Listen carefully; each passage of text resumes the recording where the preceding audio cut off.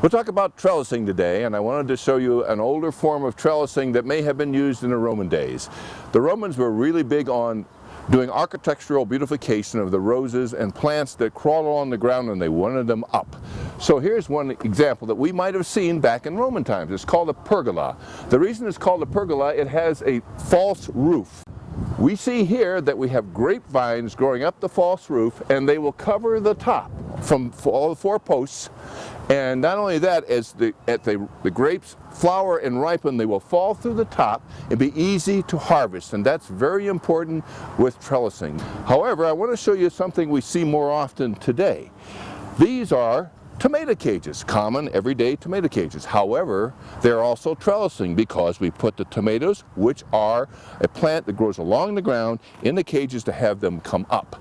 And as they come up, we're able to reach in the openings to grab the fruit. We can trim the tomato to keep the size we want. Plus, it keeps the plant and the tomatoes themselves clean and easy to harvest. And now we'll show you another form of trellising here in our horticulture garden. This is called an espalier. An espalier simply is the trimming of this apple trees along the fence.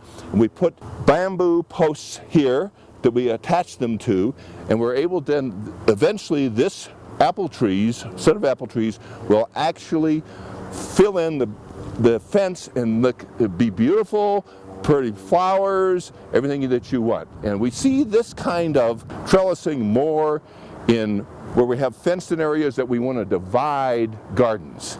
And then we'll come down here and show you another form of trellising. This is simply a wire fence attached to posts.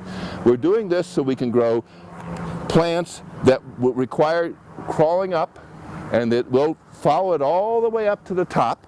And again, we can reach the fruit, we can keep the plant clean, we can weed easily. Trellising is many advantages, and that's them. And then we'll come down to another form of trellising,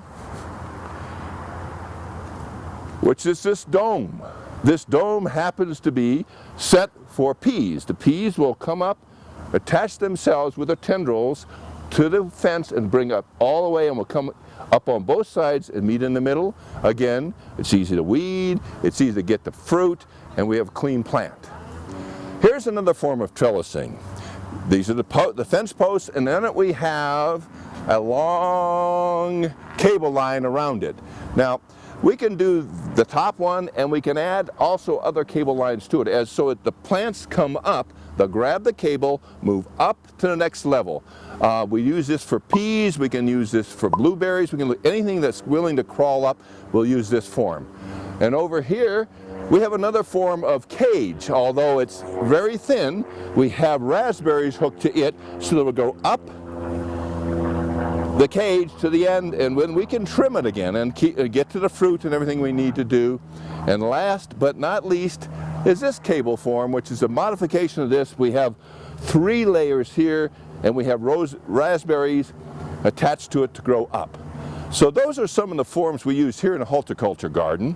But also I need to make sure that it's clear that if you're going to trellis, you need to do your trellising early in the spring. Either reform an old trellis you don't like, or put new trellises in before you plant the seed, or the plants that are already existing start to bud, because they'll need that to get started and start up trellising the right way. Thank you.